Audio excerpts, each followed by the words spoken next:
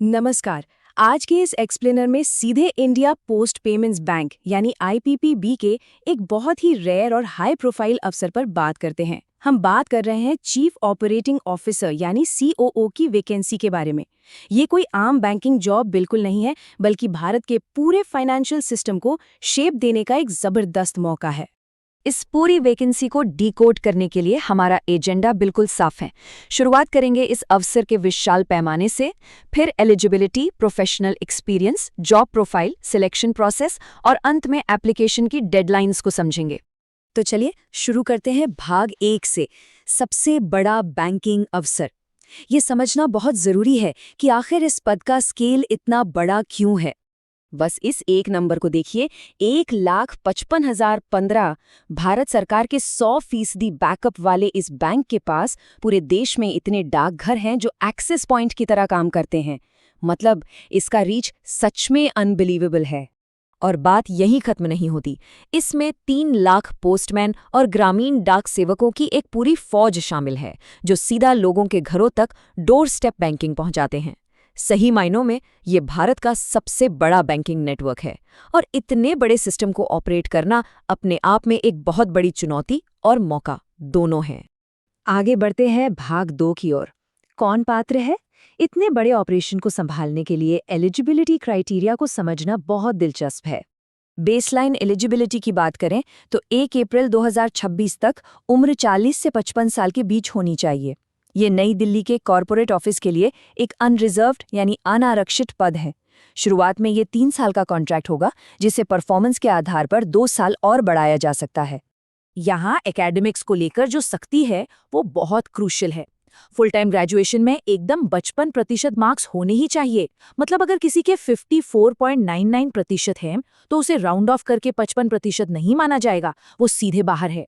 हालांकि जिनके पास MBA, 6 sigma या आईआईटी का बैकग्राउंड है, उन्हें निश्चित तौर पर प्रेफरेंस मिलेगी। अब आते हैं भाग 3 पर, आवश्यक पेशेवर अनुभव। क्वालिफिकेशन के बाद अब देखते हैं कि कैसा प्रोफेशनल ट्रैक रिकॉर्ड होना चाहिए। ये एकदम टॉप लेवल रोल है, इसलिए कम से कम 18 साल का बैंकिंग एक्सपीरियंस होना मस्ट है। इसमें से 10 साल सिर्फ ऑपरेशंस में होने चाहिए। और सबसे खास बात, पिछले 5 सालों में कम से कम 2 साल तक एमडी और सीईओ से सिर्फ 2 लेवल नीचे काम करने का एक्सपीरियंस होना चाहिए। ये रूल सुनिश्चित करता है कि लीडरशिप स्किल एकदम प्रो लेवल की हो। नेक्स्ट है भाग 4, को चीफ जॉब प्रोफाइल। अगर कोई इन सारे टफ क्राइटेरिया को पार कर लेता है तो रोजमर्रा के काम क्या होंगे? काम काफी डायनामिक होगा।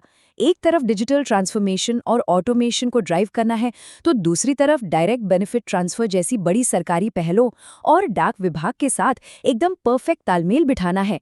ये बेसिकली टेक्नोलॉजी और सरकारी सिस्टम्स के बीच बैलेंस बनाने का एक कॉम्प्लेक्स काम है।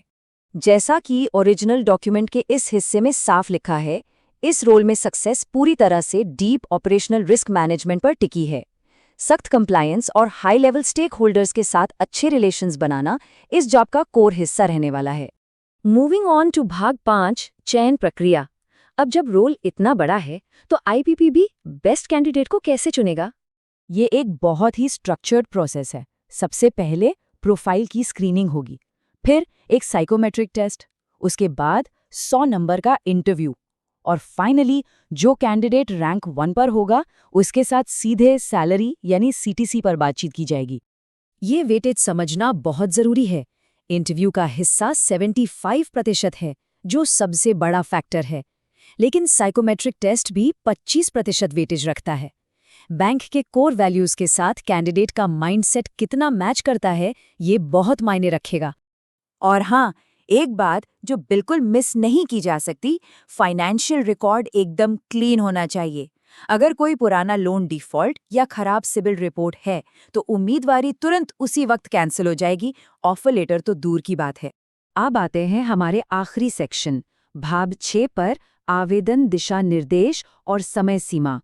लॉजिस्टिक्स को समझना सबसे क्रिटिकल है। टाइमलाइन बहुत ही टाइट है। मई 2026 में अप्लाई करने के लिए सिर्फ 3 हफ्ते की छोटी सी विंडो मिलेगी, और ध्यान रहे उम्र और एक्सपीरियंस की गिनती 1 अप्रैल 2026 के आधार पर ही की जाएगी। एप्लीकेशन और 750 रुपये की फीस सिर्फ और सिर्फ ऑफिशियल वेबसाइट के जरिए ऑनलाइन ही एक्सेप्ट की जाएगी। किसी भी तरह के कागजी दस्तावेज या पोस्ट से भेजे गए फॉर्म तुरंत रिजेक्ट कर दिए जाएंगे। तो कुल मिलाकर बात यह है कि इस पद का स्केल जितना बड़ा है, शर्तें उतनी ही सख्त हैं। अब सवाल ये उठता है कि क्या किसी एक लीडर के पास 1.5 लाख एक्सेस पॉइंट्स वाले इतने बड़े बैंकिंग नेटवर्क को भविष्य की तरफ ले जाने का विजन है? ये आने वाला वक्त ही बताएगा। इस एक्सप्लेनर में जुड़ने के लिए बहुत बहुत धन्यवाद।